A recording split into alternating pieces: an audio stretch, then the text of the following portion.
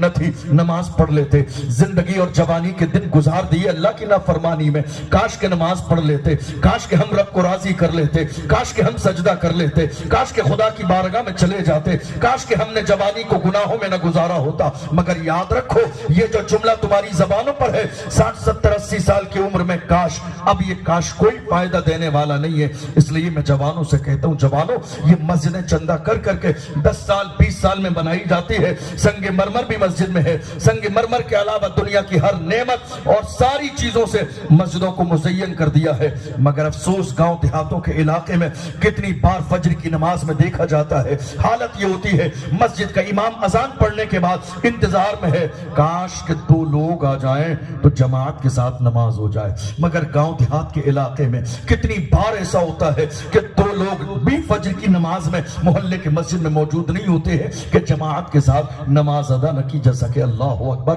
آپ اندازہ لگائیے، سوچ رہے ہیں جس محلے کی مسجد ویران ہو وہاں کی قوم کبھی خوش نہیں رہ سکتی، جس علاقے کی مسجد ویران ہو وہاں رحمتوں کا نزول نہیں ہو سکتا، جس علاقے کی مسجد میں نماز پڑھنے والے نمازی نہ آئے وہاں کبھی اللہ کی رحمتوں کا نزول نہ ہوگا۔ یاد رکھنا کل قیامت کے دن جواب دینا پڑے گا اللہ کی بارگاہ میں، یہ سانسیں تمہیں کس نے دی ہے؟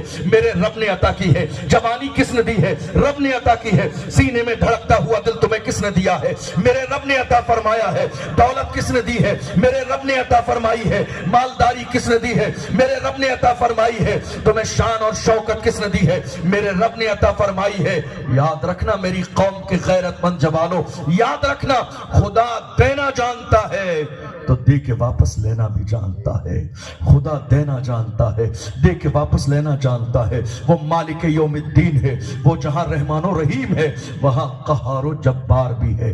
ڈرتے رہو کہ کہیں پکڑ نہ لیا جائے، ڈرتے رہو کہ کہیں گرفت نہ کی جائے، ڈرتے رہو کہ کہیں تمہیں آزمائش میں ڈال نہ دیا جائے، ڈرتے رہو کہ عذاب نازل نہ ہو جائے، ڈرتے رہو کہ کہیں مصیبت زدہ نہ ہو، ڈرتے رہو کہ کسی بیماری میں مبتلا نہ کر دیا جائے، ڈرتے رہو کہ زندگی میں کوئی ایسا گناہ نہ کرو کہ جس کی بنیاد پر تم اللہ کی بارگاہ میں جو ہے ایسا کوئی قدم نہ اٹھا لو جس کی بنیاد پر تمہاری دنیا اور آخرت تباہ و برباد ہو جائے۔ نہیں میرے عزیزوں، ہم جلسے اس لیے کرتے ہیں تاکہ ہم ذرا سا جو سستی اور کاہلی آ گئی ہے ہم اس سستی اور کاہلی کو دور کریں اور اپنی پیشانی جھکائیں اللہ کی بارگاہ میں جا کے۔